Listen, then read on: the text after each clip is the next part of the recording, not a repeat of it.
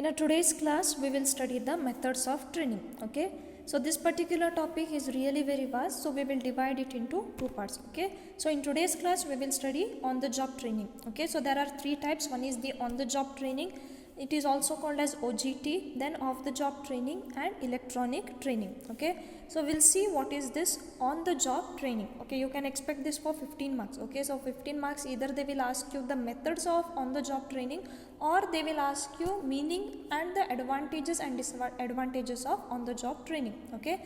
So on the job, the word itself says, okay, so it is training in the working place. Okay. So here it is the most effective method of training. Okay. So why it is effective? Because under this, the trainee is given the training at the workplace by his immediate supervisor. Okay. So here it is a practical training. So wherever you are working, your superior will teach you how to do that particular work. So you are not taken into the separate area to teach. No. Okay. So here wherever you are working, the one who is your superior, okay, or the one who is your head, he will teach you how to do the work. Okay. So here there are various types. One is job rotation, then understudy or coaching method, then job instruction, committee assignment and apprenticeship. Okay.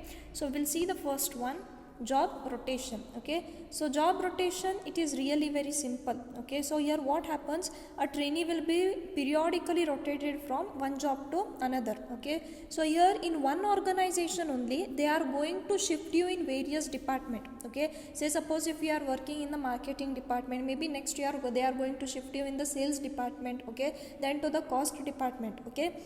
So here this type of training or this type of job rotation you can basically see in the branches, that is in the bank. Okay. So bank branch you can see. So if you go this week, somebody will be the cashier. In the next week, that person will be working as the clerk. Then he might be a branch manager. Then they will be shifted to the loan department. Okay. Why they are doing this is that because so that they can learn different functions. Okay. And what happens with your job rotation, it reduces the boredom. Okay, suppose if you are given the same task to do for 365 days in a year, at that time it is really very difficult for you. Okay, difficult in the sense it will be boring. Okay, that you are performing the same job every day. Okay, so here your job rotation, one thing is it is very beneficial for you all. Why? Because you are learning the activities of various departments. Okay, so you know how to, suppose take the example of banks, you know how to work as a cashier, you know how to work as a manager, you know how to deal with the loans. Okay, you know how to deal with the client. So you are knowing each and every function. Okay. And one more thing is, if a person learns to do the job, he can easily replace someone in the case of emergency time. Okay. Suppose if somebody is absent in the marketing department, at that time the colleagues or the people who are working there, that is the employees, they cannot say no, we don't know how to do that task. Why? Because here under your job rotation, you are learning everything. Okay, so you are learning how to perform the activities or the functions of various departments. Okay, then comes your coaching and mentoring. Okay, see, coaching and mentoring both are different. Okay, so coaching, it is purely related to the job only. Okay, so here it is informal, here it is unplanned. Okay, it is provided by the superiors or peers to the employees. So here what happens is, your employee or your colleague, okay, or your supervisor, he will keep the daily observation on you. Okay, so whatever you are working, whatever work you are doing, he just observes it and gives you the daily feedback. Okay, feedback in the sense whether you have done the work correctly or no. Okay, he observes your work. Okay, so coaching is purely related to the job. So here the coach explains you the right way of doing things. Okay, how to do the things, what is the right way, what is the wrong way. So he explains you each and everything. Okay, so the main disadvantage of your coaching is, since the coach doesn't possess, okay, the coach will be your colleague only. Okay, if he does not have special skills and all, at that time this training won't be effective. Okay, because he can coach you, he can guide you only with the knowledge he is having. Okay, so he cannot give you something extra. So that is a demerit of this method.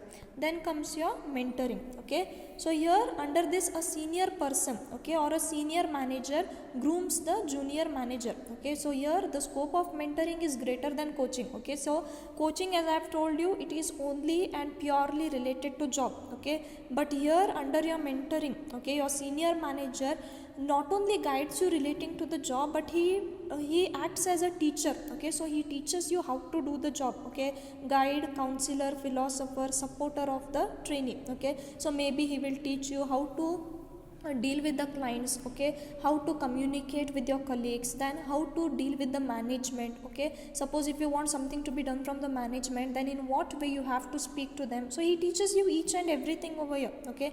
Then maybe he will teach you foreign assignments, so he is trying to build your overall career, okay. So he is trying to build your overall personality, he acts as a friend, he acts as a guide, okay. So mentoring, so he will groom you in each and every possible way, okay, not only relating to the job but other activities as well, okay. So that is your mentoring. Then comes your job instruction training, okay. So here the trainer explains how to do the job, okay. So then he identifies the mistakes and corrects them, okay. So first the step is what? The trainee receives an overview of the job. So the trainer will tell him, okay, so why is this job being done, okay, so what are the objectives of the job, what is the purpose of doing this job, okay, so for why this job is being done, so that will be given, okay, overview of the job. Then the trainer demonstrates the job in order to give the employees a model to copy, okay. So the first the trainer will show, okay, how to do that particular job, okay. Then the trainee is asked to copy the demonstration, okay. Then finally the employee does the job independently without any supervision, okay. Then follow up will be there, okay. Follow up in the sense they will check, okay, whether the task which is been done by the employee is right or wrong, okay. If there are any mistakes, it will be rectified, okay. So that is your job instruction training, okay. Say for example, suppose if it was a offline class and if I give you the seminar, okay, see if I show you at first, okay, at the beginning if I show you, see you have to present the seminar like this, okay. What is the purpose of the seminar, okay. The purpose of the seminar is to improve your communication skills, okay, to know how to communicate, okay. So I'll tell you, okay, the seminar should be in English because you have to improve that skills, okay. Then if I show you how to do that particular seminar, okay, me myself by doing that, okay, then it will be easy for you all to copy, okay. So that whenever you are coming to perform the actual seminar, you will come to know, you have the idea how to do that particular seminar, okay. So that is what instruction will be given by me, okay, to you. So in the same way in job instruction training also the trainer will give the demonstration, okay. Then comes your committee assignment, okay. So here under your committee assignment you will be given a real problem, okay, and whatever the employees are there or the trainees are there, they will be divided into committees, that is the teams, okay. So the entire group of trainees have to solve the problem collectively, okay. So what is the benefit of committee assignment is you will learn how to work in teams, okay. It will build team spirit among you, okay. Suppose if you are given a team of 5, okay, you people are team of 5, at that time you know how to manage, how to cooperate with those people, okay, how to bring out the solution, how to speak up, okay, how to interact, okay. That is also beneficial for the company, okay. Then the next one is your apprenticeship, okay. So it is a structured process by which people will become skilled workers through a combination of classroom instruction and on the job training, okay. See, so far whatever methods I have told you, okay, it is purely on the working place only, okay. But here your apprenticeship, it is the combination of both on the job and off the job, okay. Why? Because here a separate lecture will also be given to you people, okay. So maybe morning they will give you like a lecture, afternoon you have to work, or maybe morning you have to work, afternoon they will give you a classroom lecture, okay. So that happens over here, okay. So now what happens is here both, okay, classroom training will be also given. So here the trainees or the apprentices, the trainees are called apprentices over here, so they spend time under experienced coach or trainer, okay. So this particular kind of training, it is common for your internship program, okay, usually done by engineering and your commerce students, okay. For them lecture will be given, then they have to work, okay. So that is about your apprenticeship training. So next we will see the advantages of on the job training, okay. So what is the benefit? So employees will get practical knowledge. Yes, here you are working under your superior only, you are working with your colleagues, so you will get the practical knowledge, okay. So here nothing theoretical is being taught to you people. Then it is specific and tangible, that is whatever you are studying or whatever is being taught to you, you can implement it practically, okay. So you can see how they are doing, okay, how the work is to be performed, you can actually see that, okay. Then the trainee learns on the actual machines in use and real environment. Okay, so the actual working place only the trainee is going to operate.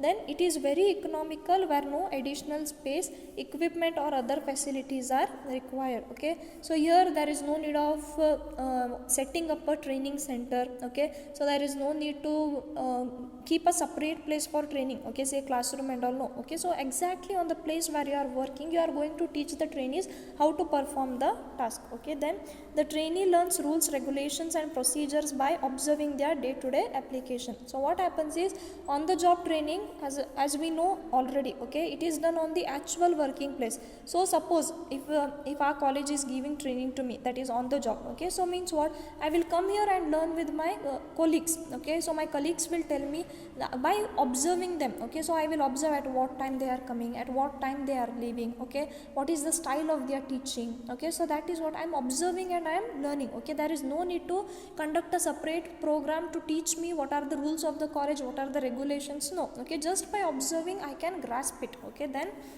it is most suited for unskilled and semi-skilled jobs where operations are simple, easy to explain and demonstrate within a shorter period of time. Okay, say for example, it is the work of a factory. Okay, at that time there is no need of taking them to separate and all. No. Okay, suppose if the work is simple, okay, just to on and off a button, at that time if we show them, okay, see this is the on button, the machine will on. Okay, if you press this function activates. Okay, so that if you teach it directly, it will save your time also, it will save your money also. Okay, so and it will be done within a shorter period of time. Okay, then comes your demerits. Okay, demerits is, it has the tendency to neglect the principles and theory in favor of immediate promotion. Okay, so here what happens is, there are theory of negligence over here. Okay, so the trainees or the employees might neglect this kind of training. Okay, then the trainee while learning may damage the equipments, then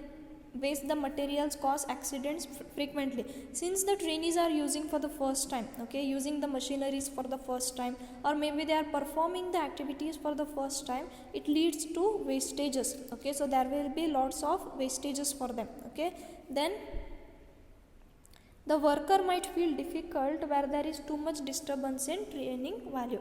So generally what happens, whenever training is given to you, we prefer to be in a quiet place, that is where we can understand and where we can easily work. Okay, now suppose if the training is given in the factory, okay, by the manager, at that time the machines will be at work, maybe it will lead to disturbance. Okay, maybe the worker or the trainee won't be comfortable to listen what they are saying, which might lead to the loss for the company only. Okay, then experienced worker cannot use the machinery while it is being used for training. Okay, yes, it is really very right point. Why?